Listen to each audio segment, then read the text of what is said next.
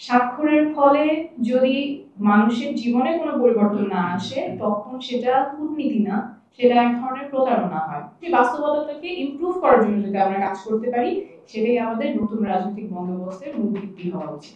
আমরা যাতে বিশ্বের যে কোনো নিপীড়িত মানুষের আশ্রয়স্থল হতে পারি এবং বিশ্বের যে কোনো স্বৈরাচারের জন্য আতঙ্ক হতে পারি। প্রথমটা হলো আমাদের গণতন্ত্র এবং মানবাধিকার সমুন্নত রাখতে আমরা অনেকগুলো আন্তর্জাতিক সনদে স্বাক্ষর করেছি।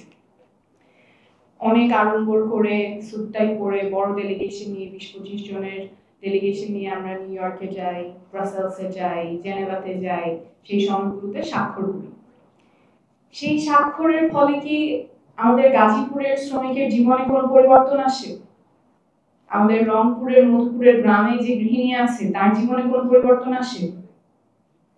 স্বাক্ষরের ফলে যদি মানুষের জীবনে কোনো পরিবর্তন না আসে তখন সেটা কূটনীতি না, সেটা এক ধরনের প্রতারণা হয়। এবং আমাদের নতুন বন্দোবস্তে এটা চলবে না।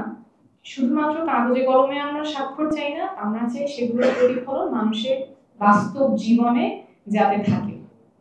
দ্বিতীয় বিষয়টা এটার সাথেই সম্পর্কিত। আমাদের নতুন রাজনৈতিক বন্দোবস্তে যাতে পররাষ্ট্রনীতি মিথ্যার ভিত্তিতে না সত্যের ভিত্তিতে হয়।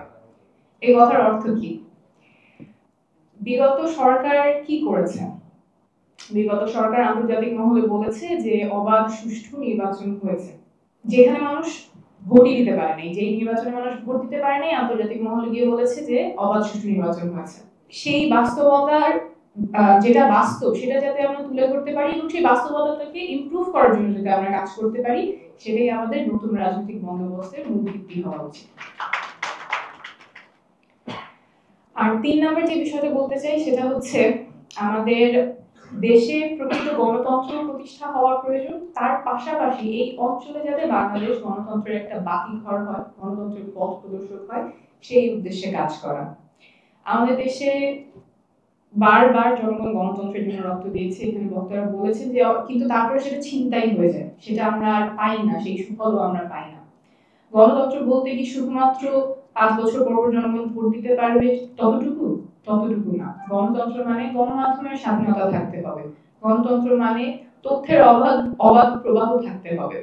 ম্যাজিক হার্বাল টুথপেস্ট দূর করে দুর্গন্ধ সৃষ্টিকারী দাঁতের সমস্যা। ইয়েস, দেখাও তোমার ম্যাজিক। মন্ত্রণালয় বা সচিবালয়ে যে কাজকর্মগুলো হচ্ছে সেখানে কোনো দুর্নীতি হচ্ছে কিনা সেটা জানার অধিকার কি সাধারণ মানুষের আছে?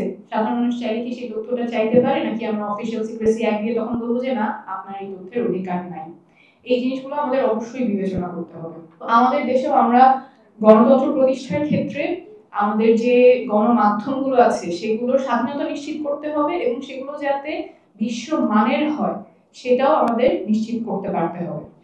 আরেকটা বিষয় যে আমাদের মানুষ যে গণতন্ত্রের জন্য রক্ত দিয়েছে সেটা কি শুধুমাত্র নিজেদের গণতন্ত্রের জন্য না, আমরা যাতে বিশ্বের যে কোনো নিপীড়িত মানুষের আশ্রয়স্থল হতে পারি এবং বিশ্বের যে কোনো স্বৈরাচারের জন্য আতঙ্ক হতে পারি।